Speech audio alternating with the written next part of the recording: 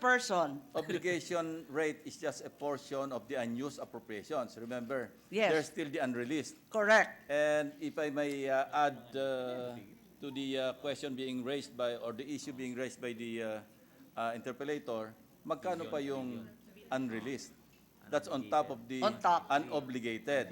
They're which will now admitting that there's constitute- at least 10% kasi 90% pa lang daw yung unreleased. So may 10% Yung pa, released. idadagdag pa natin doon sa unobligated. Unobligated. Therefore, ang total unused, mas malaki pa doon sa Mas sinasabi malaki niyo. pa kesa na-disburse. Kasi kung tutuusin, yung na-disburse ko, konti pa lang, nasa 1.4 yata, 1.4 trillion. Tama po ba itong papel ko or hindi pa na-update? Parang kukunti pa lang, andyan. The unreleased, there's a lot of figures being thrown around. Just to put it on record, Yes. Mr. President, the unreleased appropriations as of October 31, 2019, is 225 billion rather, sorry, 424,433. And Yes. the unobligated allotment as of September 30, 2019, 1.277. Are we looking at well, the figure they're giving me is a 963 billion, Okay. thereabouts, Your Honor. It's 900. 963. Yes. Of the obligated, yung actual disbursement, mas mababa po, di ba? Yes. What is the disbursement of that? That's the one we're actually waiting from the agencies. As of now, yung disbursement figures natin, ang total galing sa iba't ibang agency, ayon sa DBM, 1.7 trillion. Tama po ba? 1.7 trillion sa updated ng ating DBM. The actual release, you mean? The actual disbursed? Actual disbursed. What's the disbursed Maliban pa amount? sa obligated. Ang numero na nasa akin, Ano yung na disbursed ibinigay, na? ay Is it 1.734 trillion. Ano ba, Irene? Papayaan na rito.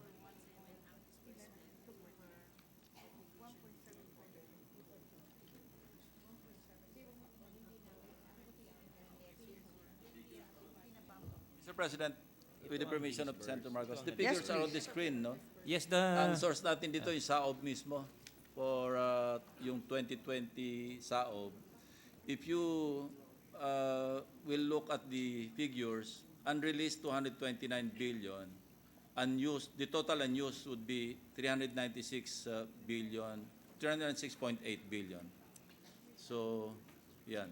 Tama po. Ang bilang ko, nasa 1.25 trillion to 1.7 trillion, depending kung aling numero, more or less nandun yung actually na-disburse, na gastos at ubus na. Tama po ba? Yung sinabi nyo earlier, yung 1.7 trillion ang na-disburse, tama po yun. Yes. Ang ibig sabihin, may nananatili pa doon sa last budget natin na 2019. Opo. Kung 1.7 pa lamang ang nagagastos, magkano yung natitira pa na undisbursed? From the 2018 budget, huh? 2019 2019 po. budget.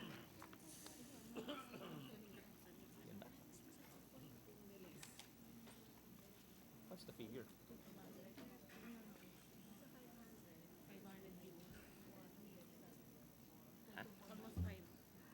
Our budget was upwards of 3.7, tama Hindi ba? na-disburse. 3.7 trillion. Around approximately 500 billion pesos, Your Honor. Pero kung 3.7 trillion yung budget, 1.25 trillion ang sinasabi niyong nagastos na, ang natitira pa rin, 2.55 trillion. Sa simpleng pagkakaintindi lang po, it seems that we have actually more money than we've disbursed or spent from the 2019 budget. As we speak today, as it stands today, given the budget of 2019 minus what we have spent, including the unreleased, unobligated, undisbursed, we are roughly in the area of 1.25 trillion expenditure only.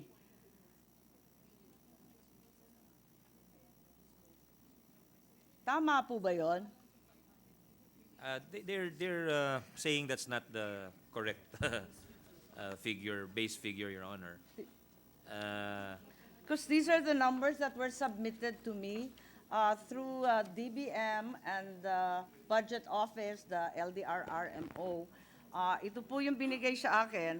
At maliwanag na yung allotments po natin ay nasa 3.657 trillion. Yung obligasyon natin, 2.268 trillion din. Yung unobligated na nanatili sa 1.389 trillion. 1.4 trillion unobligated. Pagkatapos may unreleased pa.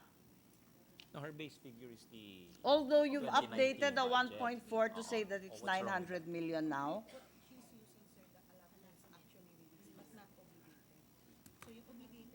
Very technical, I don't understand.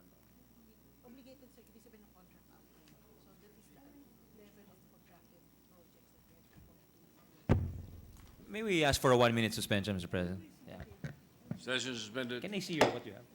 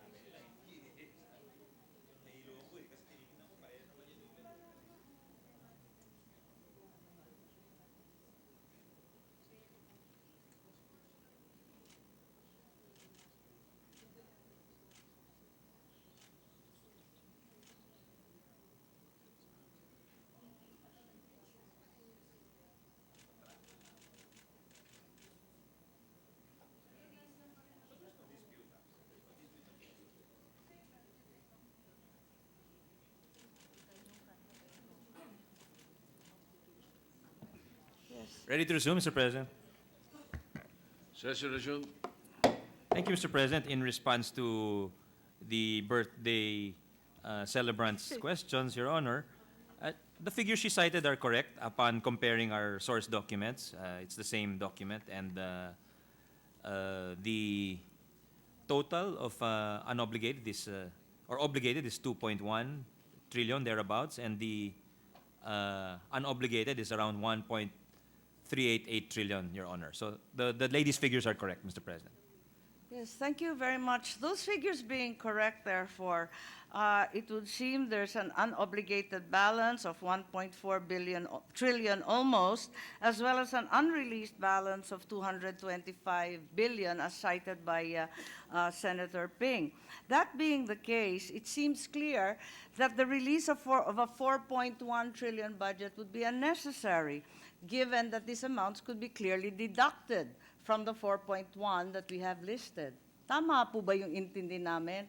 Kasi kung meron ka pang perang natitira nung nakaraang buwan, pag umabot ng katapusan, syempre gagastusin mo sa susunod na buwan, Well, hindi po perhaps ba? not the whole 4.1 trillion, because some agencies will still have some left over. So tama po kayo that some agencies will have a lot of funds still on their ledgers, and but in terms of, we're talking about personnel services, they will need a new replenishment. So for Syempre 2020, po. definitely all of personnel services that needs to be renewed.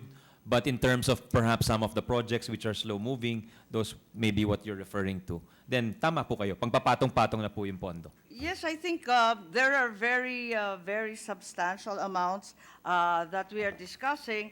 The DepEd, for example, has released barely 20% of their total budget. 43% is all that remains as unobligated.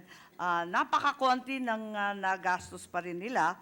Maliwanag din yan sa DND, maliwanag rin sa DOLE.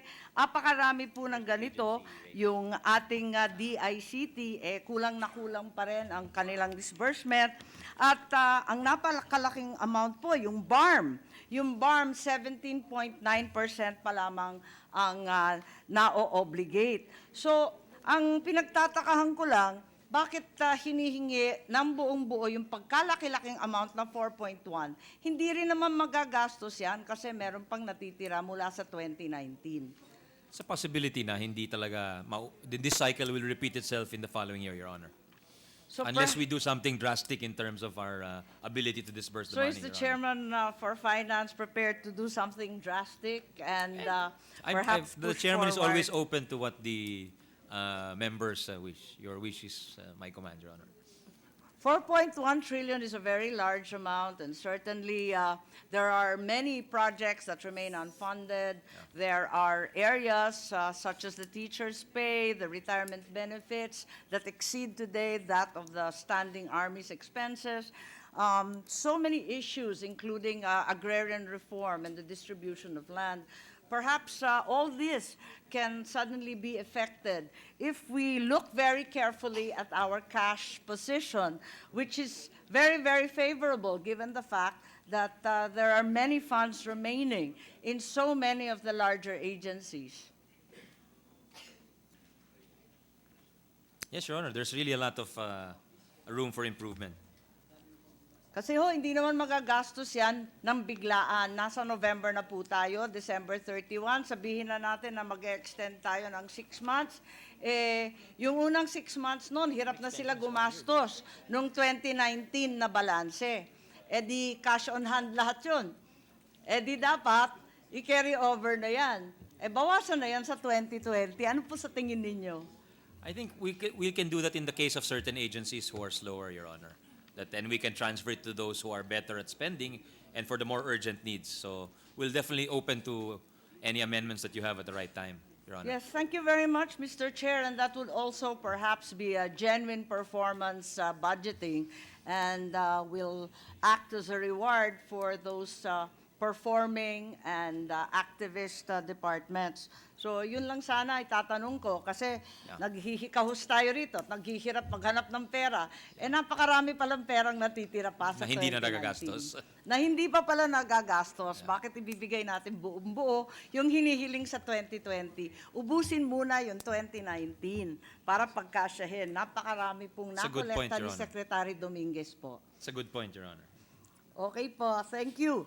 The other thing is that I believe that throughout the budget hearings that have been conducted in the different committees by our good chairman, patiently waiting, mula sa PCSO, PAGCOR, pati yung BFAR ng DA, DSWD, laging binabanggit yung intelligence funds po.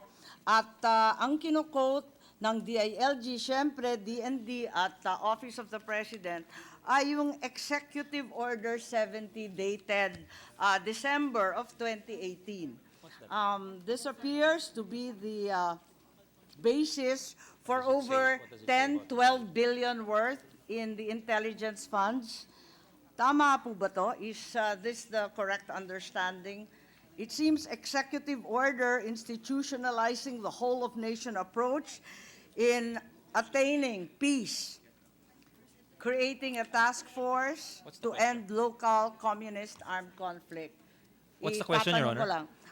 My question is it not correct that all these agencies indicate intelligence funds that tot up to a substantial amount of over 10 billion?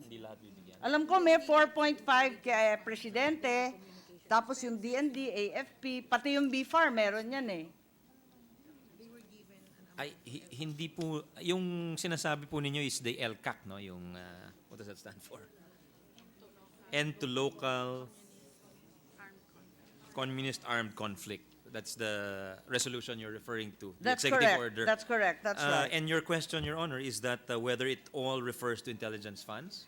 This is what they have said in the various committee hearings. They always invoke Executive Order 70. Parati yan ang kinukote mula sa PCSO, DA, pati yung DSWD. Sabi nila, base ito sa Sustainable Peace EO. Yes, Your Honor. So- It is cross-cutting in that sense that it permeates the budgets of the DND, the DILG, the OPAP, among others, the ILG. But it's not all for intelligence, Your Honor. Some are for traveling expenses, representation expenses. Some, like for TESDA, is 10 mobile training laboratory trucks. That's right. So it's for various uses, Your Honor. No, the question perhaps is, we have not to date seen the National Peace Framework, and yet this is essentially the rationale for the release of intel and other funds for peacekeeping and so on. Hanggang ngayon, a year after the executive order, the National Peace Framework does not exist, and yet we continue to expend billions in the effort. So itatanong ko lang kung tapos na ba yung National Peace Framework and are there already releases to do with these various funds, whether called the LCAT, whether called contingency or the intelligence fund. Peace framework. Is there a peace framework? Meron po ba tayong example I'm not ng aware mga of yan? any, Your Honor. I Perhaps- think the basis is really the executive order. Perhaps we can inquire because I have the executive order Yeah. here in hand. I don't think there's any peace framework. I'm not aware of any peace framework. Yes, to date, we have not been presented in the Senate a national peace framework. And having been a governor for a long period, the localized peace engagement was an area that we were very keen to explore. But to date, no IRR have been sent. What, therefore, have these funds been used for? Ang sabi kasi ng executive order sa Section 9, the funding will be charged against existing appropriations, and only when necessary, the contingent fund will be utilized. So, Yeah. gusto ko lang malaman sa 2019, kung maaring ibigay sa atin, saan ba ginamit ang mga ito? Where's the 2019? We'll have them submitted to you, Your Honor. But my understanding is that the LCAC is a whole of government approach. So it's not just the armed conflict, but it's also engagement, greater engagement with the community. So you're getting people to live in the communities, to engage, and perhaps to encourage them, the insurgents, to come back into the fold. That's why you have agencies such as TESDA providing training, among others. That's right, and I'm in full agreement with the chairman that this is certainly a worthwhile cause, except that in the process of budgetary alignments, we would like to see what has been spent in the past, because governors in Mindanao, as well as those from the Cordillera, like I used to be, to date, have no idea where these projects went. Well, it's a very valid concern, Your Honor. We So- will furnish. We will furnish. Thank you very much. I would like to inquire also about the contingent funds. Having been mentioned by Executive Order 70, in 2019, an amount of 10 billion was appropriated for risk management to cover commitments by and obligations of the NG in PPP projects. This has been a permanent feature of the unprogrammed fund for a number of years, as mentioned earlier by Senators Lacson, Drilon, as well as Recto. For 2020, another amount of 30 billion this time, 3 times the previous amount, is proposed for risk management. As unprogrammed. Sa unprogrammed po, yung contingency, meron risk management program, 30 billion na sa taon to. Is there an estimate from the DBCC of the contingent liabilities for 2019 and 2020 for each one of our PPPs? Is there a list extant of those PPPs and the amounts that each item would engender? They can provide you a copy, Your Honor. Yeah. Thank you very much, because it's a 300% increase, and of course, it came to our attention that it was a significant uptick. Are there also contingent liabilities that were actually incurred over the last year under the 2019 budget? Which PPP actually incurred said liabilities? How much was released for the program from the time it was introduced in the national budget? Perhaps this is what we would like to understand, the mechanics of the risk management program po. So if we could request from our good chairman. We will make sure that it indicates the projects that it will answer for, Your Honor. Okay, finally, the amount for the Japanese Nampei Dai property, the refunding of the service development fee, has recurred in the 2020 budget. The 210 million amount is again, for the nth time, proposed for this budget. This has been appropriated repeatedly in the unprogrammed fund for many, many years. What is the status of this claim? Kailan ba babayaran to o mari-refund? And what prevents the government from finally making the refund so that it's year on year constantly being appropriated po? I was told there's a pending Supreme Court case, Your Honor. That's why the money is just lodged there, but it's awaiting the decision. So in the past, it was never paid. Hindi po. Hindi So po we ganun. keep appropriating it year on year. It's a standby appropriation, Your Honor. The That's- appropriate is a standby. That's right, It's because- awaiting, usually these await a certain contingency. That's why it's Yeah. in the unprogrammed. That's right. That's right, Oo. Your Honor. Pero wala, dahil napakadalas na niyan na paulit-ulit na nariyan. Nagtatanong lang po kasi yun lang ang tinanong kanina at nais And it ko will lang continue to be there matapos. until the Supreme Court decides, Until the Your Honor. Supreme Court Opo. decides. So there's a pending claim. Yes, Your Honor. So that's the justification for the repeated appearance of this item in the unprogrammed section. That's correct, Your Honor. Thank you very much, Mr. Chair, and I await with bated breath the information that is forthcoming, particularly with regards to the undisbursed, unobligated, Yes. and free portion of GAA 2019 before the release of GAA 2020. Thank you. Thank you, Your Honor.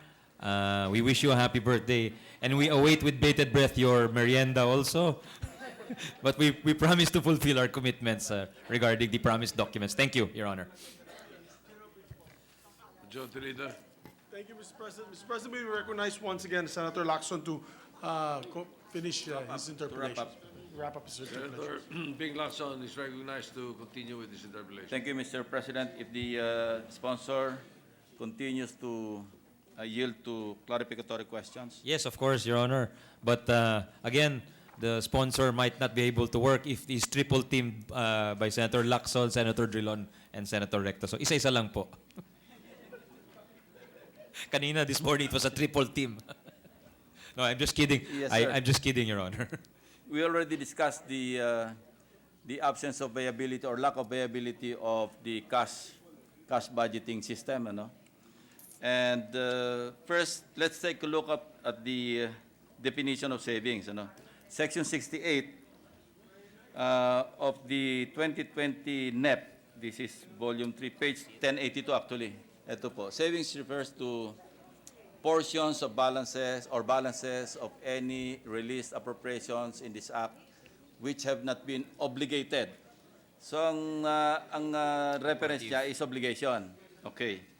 Kung ganyan po yung definition ng savings under the NEP, let's try a scenario. Kasi kung ang definition ng savings, yung hindi na obligate until December 31, 2020, hindi ba? It is also provided in the NEP that the payment may still be made until December 30. 31 ba ito? 31 dapat. 31 po. Okay. Dapat po. 2021. So, question, when can we declare savings? Okay. Gawa tayo ng senaryo, no? Say, Project X.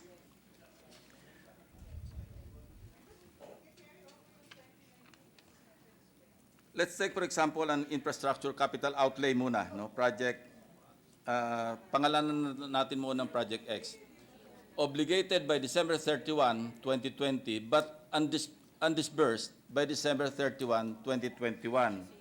So, kung na-obligate yung funding sa Project X by December 31, 2020, pero hindi na-disperse ito by December 31, 2021, what will happen to the project and what will happen to the portion that has not been or that was not obligated by December of 2020?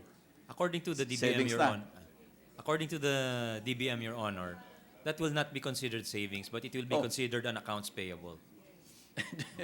Teka, nag-define tayo ng savings sa GAA eh. But this has been obligated, Your Honor. Yeah, Yeah.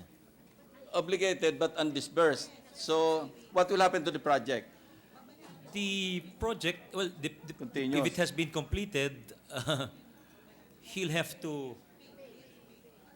to be paid, Your Honor. Eh kung obligated na, ibabalik mo sa treasury. Na-obligate na ho Hindi, siya, ibig meaning sabihin nga na na contract savings. out, na-award na ho siya. Ang meaning nga ng savings sa definition, ano eh. Pag hindi na obligate, savings na eh. Pero obligated ho yung example ninyo ho. Okay. Obligated ho siya. So it So- does not fall within the example of savings, Your Honor. So, nagko-comply pa rin doon sa definition ng Pasok pa rin ho savings. Pasok Doon pa sa rin ho. definition. Kasi na-obligate ho siya before the fiscal year Before the end Okay. of the fiscal year. MOE and other capital outlay, ano. Apo.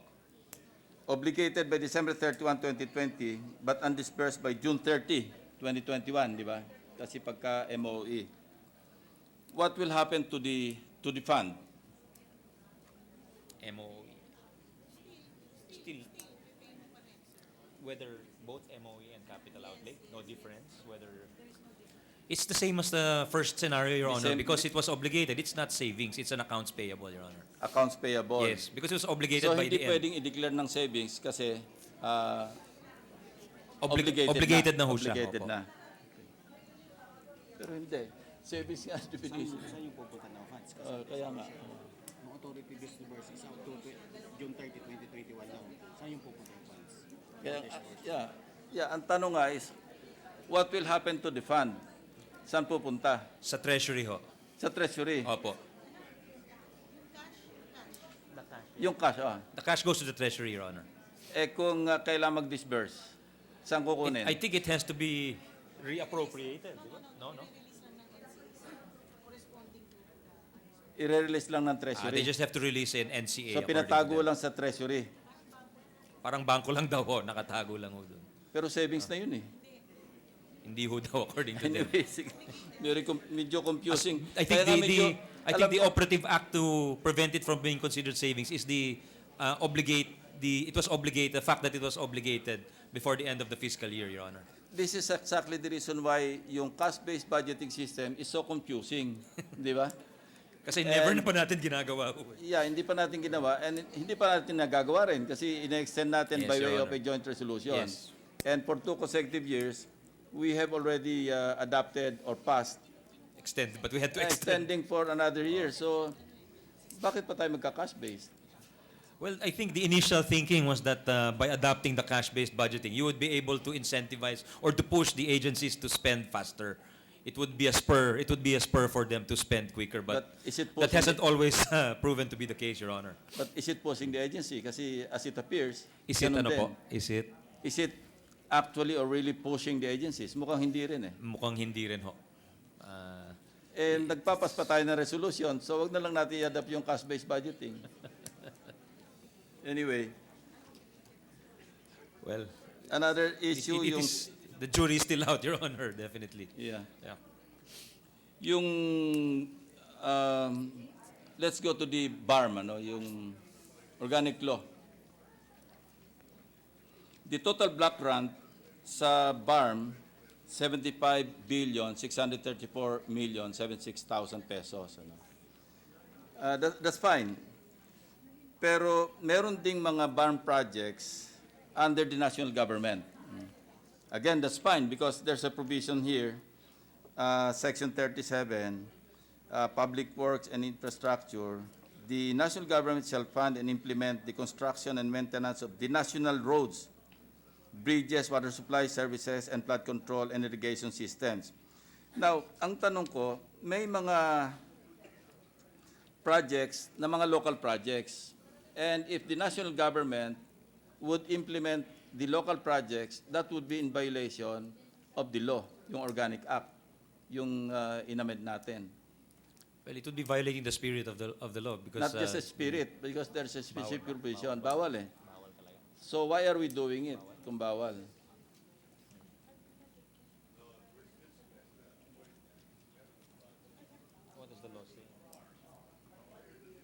Kasi may autonomy eh. Why don't we allow them to just implement their projects? Why would national government implement the local projects? Eh malinaw sa Section 37, lahat lang ng national projects ang pwedeng implement ng national government. there is a provision, Your Honor, in the same law, the Organic Act of the BARM, Section 23 on development programs and projects. It says immediately after the ratification of the organic law and for another 5 years thereafter, the national government shall provide for additional funds that will subsidize expenditures for development projects and infrastructure in the Bangsamoro Autonomous Region, Hindi kaya ito yung including provincial and municipal roads.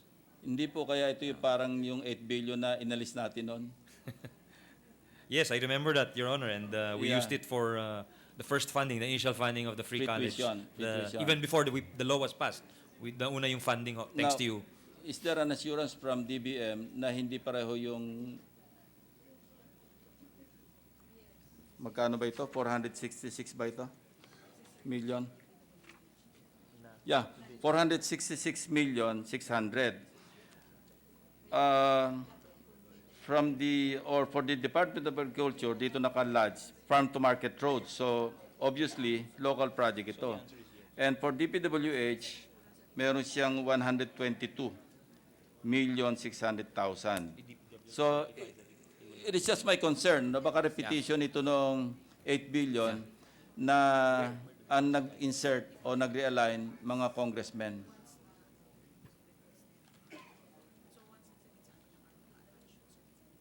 According to Yusek of DBM, when the BARM, it will not happen again, in answer to your question. There will be no double funding. Because when the BARM requests from a project for the DBM, there is a certification from the DPWH Yeah, I know. attached. that Because they will not have do to it, pass Your the Honor. Public Works Act, ano, yung Regional Assembly. Yes, Your Honor. And without the passage of the Public Works Act, DBM cannot release or the national government cannot, you know. So Anyway. that's the answer, Your Honor. Sige, para madali na lang. We noticed dito sa, actually special purpose fund dito, no? Hindi naman ito sa regular budget. Another topic, yung sa other financial assistance to LGUs. Algu. Yan.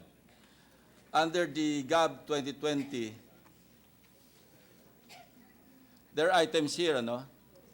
Okay lang yung assistance to municipalities because the ILG, when I asked them during the budget hearing, the committee hearing, meron silang listahan. May mga PAPs, may mga projects na nakalista, itemized. Also, the same is true with conditional matching grant to provinces, etc., and the provision for potable water, mga saling tubig. Just get But- ready the breakdowns para. When I asked Secretary Anyo, ano yung assistance to cities, alam nyo ba ito?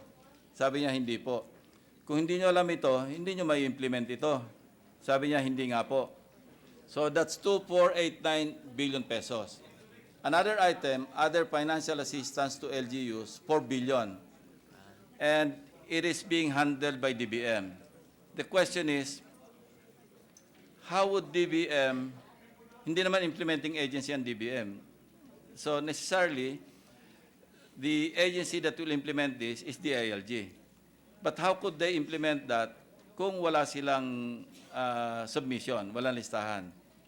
In other words, these are lump sum appropriations. 6.489 billion in lump sum appropriations na walang gamit as of now.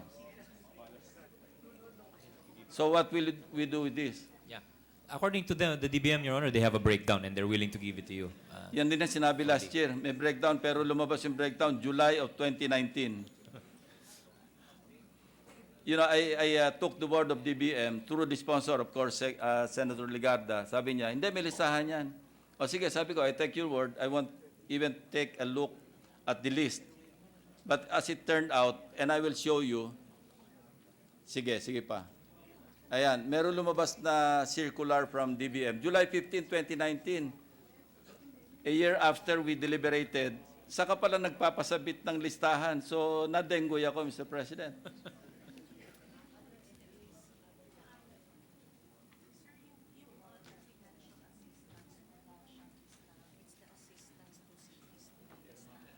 They are saying it's the, yun talaga wala talagang listahan yan. But it is the assistance to cities na may listahan. Oh.